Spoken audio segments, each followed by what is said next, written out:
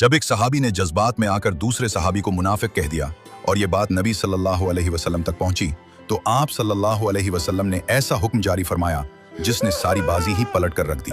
ये उस वक्त की बात है जब हजरत मुआज बिन जबल अंसार 2 जमातों में नमाज पढ़ते थे।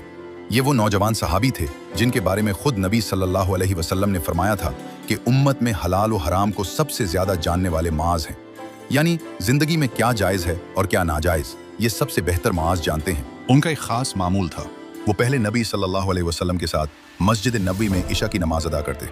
ये उनकी फर्ज नमाज होती थी। फिर अपने मोहल्ले में वापस आते जहां लोग उनका इंतजार कर रहे होते और वहां इमामत कराते। ये उनके लिए नफिल बन जाती थी क्योंकि फर्ज पहले अदा हो चुकी होती थी और ये बिल्कुल जायज है। एक रात जब मुआज अपने मोहल्ले में नमाज पढ़ाने खड़े हुए तो उन्होंने सूरत अल बकरा शुरू कर दी, जो कुरान की सबसे लंबी सूरत है। पीछे लोग खड़े थे जो दिन भर काम करके थके हुए थे, उनमें बीमार भी थे, बूढ़े भी थे और कमजोर भी। इसी रात पीछे एक अंसारी सहाबी हजरत हिजाम भी खड़े थे जो दिन भर खेतों में काम करके आए थे और इंतहाई थके हुए थे।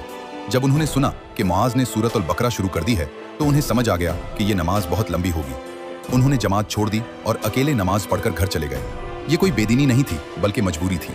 जब हजरत मुआज को पता चला कि एक शख्स जमात छोड़कर चला गया तो वो बहुत नाराज हुए और कहने लगे कि ये मुनाफिकत की अलामत है। हजरत हिजाम ये सुनकर सीधे नबी सल्लल्लाहु अलैहि वसल्लम के पास शिकायत लेकर गए और पूरी बात बताई कि मुझे मुनाफिक कहा जा रहा है।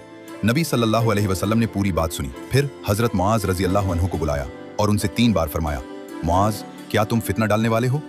ये 3 बार इसलिए फरमाया क्योंकि बात बहुत संगीन थी। एक आलिम ने अपनी गलती की वजह से लोगों को तकलीफ दी और फिर इल्जाम दूसरे पर लगा दिया। फिर नबी सल्लल्लाहु अलैहि वसल्लम ने फरमाया, जब तुम लोगों की इमामत कराओ तो छोटी सूरतें पढ़ो क्योंकि पीछे बीमार हैं, बूढ़े हैं, कमजोर हैं और जरूरतमंद हैं।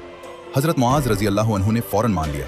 नबी सल्लल्लाहु अलैहि वसल्लम ने इस वाक़े के बाद एक जुमला फरमाया, दीन आसान है, जो दीन में सख्ती करेगा दीन उस पर गालिब आ जाएगा।